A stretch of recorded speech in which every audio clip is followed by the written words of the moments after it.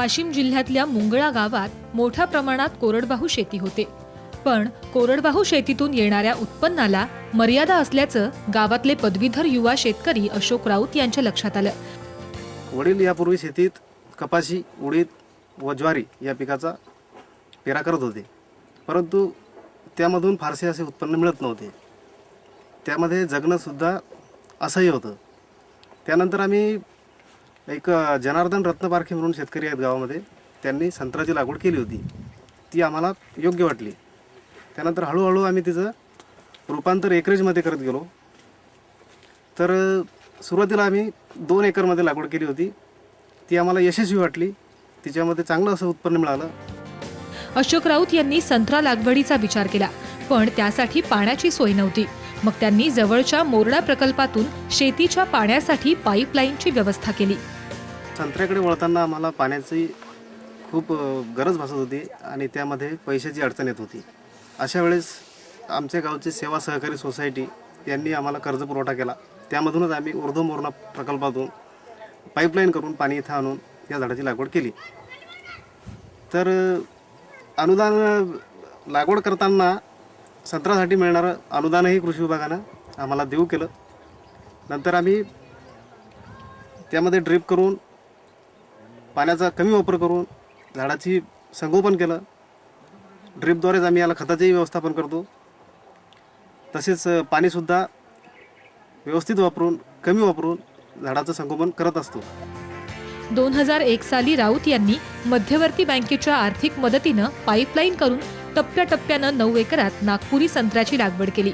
सध्या त्यांच्याकडे 999 संत्रा झाडं शेतात उभी आहेत। आता सध्या सरासरी 7 एकरमध्ये 9 एकरमध्ये लागवड आहे। 2 एकर तिकडे आहे गट नंबर 20 मध्ये आणि 75 मध्ये 7 एकर आहे। अशी एकूण 9 एकर संत्र्याची लागवड आहे। 2001 सालची लागवड असून सरासरी 7वा बहार झाडावर सध्या आहे। मृग बहारच आम्ही घेतो। मृग बहारामध्ये फारसे जास्त प्रॉब्लेम येत नाहीत, त्याच्यामुळे मृग बहाराकडे आम्ही वळलो। आणि याच्यामध्ये सुरुवातीला व्यापाऱ्यांचा त्रास होत होता, परंतु आता बऱ्यापैकी व्यापारी इथं येऊ लागलेले आहेत आणि मिळणाऱ्या उत्पन्नामध्ये आम्ही समाधानी आहोत। आज मालेगाव तालुक्यातल्या या गावात 250 हेक्टरवर संत्र्याचे मळे आहेत।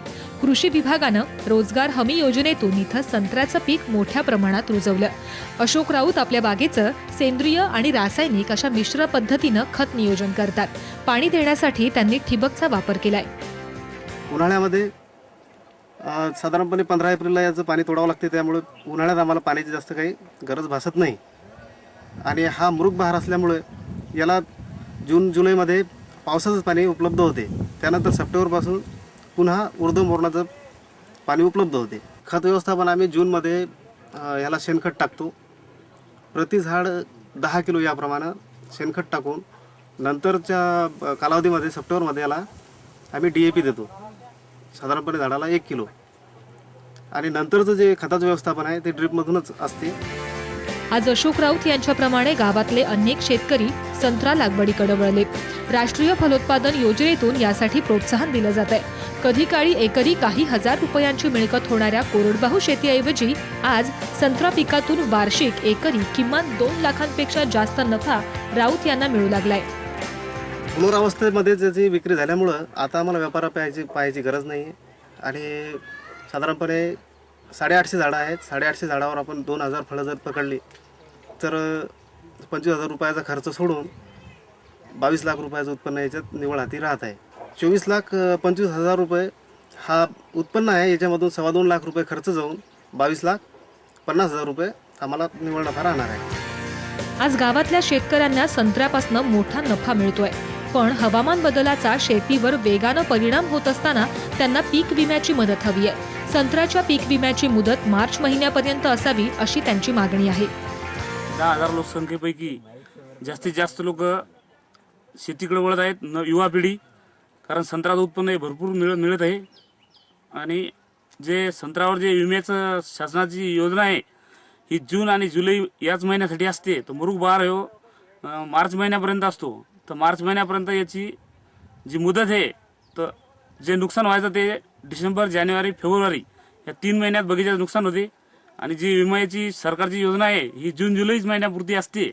त्यामुळं म्हणजे विमा भरूनही आमचा पूर्ण वाया जातो. शासनानं मुदत वाढ करून कमीत कमी 6 ते 7 महिन्याची मुदत वाढ मार्च एंडपर्यंत ठेवायला पाहिजे. जर ठेवली तर जास्तीत जास्त लोक फळबाग योजनेकडे वळतील, संत्र्याकडे वळतील. मुंगळा गावातले शेतकरी संत्रा लागवडीतून मोठ्या आर्थिक उन्नतीकडे प्रगती करतायत. संत्र्याच्या शेतीत ते नवनवे तंत्र वापरतायत. त्यामुळे खत आणि पाण्याची बचत साधली जाते. ठिबकचा सुद्धा खूप मोठ्या प्रमाणात वापर केला आणि आज गावामध्ये जवळपास 250 हेक्टरवर संत्र्याची लागवड झालेली आहे आणि जवळपास सर्व संत्रा हा ठिबक खाली आलेला आहे. त्यामुळे कमी पाण्यामध्ये खूप मोठ्या प्रमाणात इथं संत्र्याचं उत्पादन येत आहे. आणि जसं आपल्या भारतामध्ये नागपूरचा संत्रा सगळीकडे प्रसिद्ध आहे, त्याचप्रमाणे आता वाशिम जिल्ह्यामधलं मालेगाव तालुका ज्यामध्ये की 450 हेक्टर संत्र्याची लागवड आहे, पण त्यापैकी 250 हेक्टर ही लागवड फक्त एका मुंगळा गावामध्ये आहे.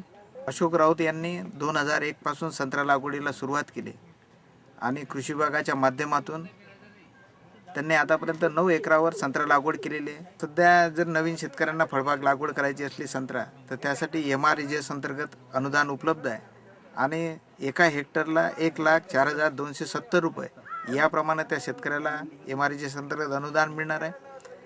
आणि ठिबकद्वारे जर अशा प्रकारे अशोक राऊत यांच्यासारखे प्रयोग बाकी शेतकऱ्यांनी केले तर खूप मोठ्या प्रमाणात सर्वांची भरभराट होईल. ग्रामीण भागातली नवतरुण पिढी सध्या शेतीऐवजी शहराकडे पळत असल्याचं चित्र सगळीकडेच दिसतंय. पण त्याला मुंगळा गावातले काही तरुण शेतकरी अपवाद ठरलेत. आपल्या मुलाची नोकरीपेक्षा शेतीतूनच प्रगती होईल अशी अपेक्षा मोतीराम राऊत यांनी व्यक्त केली आहे. कोरडवाहू असल्यामुळं जास्त उत्पन्न नव्हतं आणि सोयाबीन बी नव्हतं. आता हे सोयाबीन आलं आणि संत्र्यावर आम्ही जास्त वळलो. तर पाणी दुसरीकडून आणून बँकेचं कर्ज काढून धरणाहून पाणी आणून पाण्याची सगळी व्यवस्था केली. आता काही हरभऱ्याचं काम नाही आणि उत्पन्न मी भरपूर मिळते संत्र्याचं. सर्विसच्या नांदी लागता आमच्या मुलाने या शेतीवर जोर दिल्यामुळं आमचं सर्व समाधान या शेतीतच आहे. आणि उत्पन्न लोकांनी सुद्धा नोकरीवर जोर दिल्यापेक्षा शेतीवर जर जोर दिला तर कोणतीच अडचण येत नाही आणि काही त्याला हरभऱ्याचं काम नाही. विदर्भातील शेतकरी पारंपरिक पिकांवर भर देतात. अशा वेळी वाढत्या उत्पादन खर्चाची शेती त्यांना परवडत नाही. अशोक राऊत यांनी पारंपरिक पिकांना फाटा देऊन संत्र्यासारख्या नगदी पिकाची लागवड करून परिसरातल्या शेतकऱ्यांसमोर एक नवा पायंडा घालून दिलाय. गजानन भोयर सह ब्युरो रिपोर्ट, साम TV, वाशिम.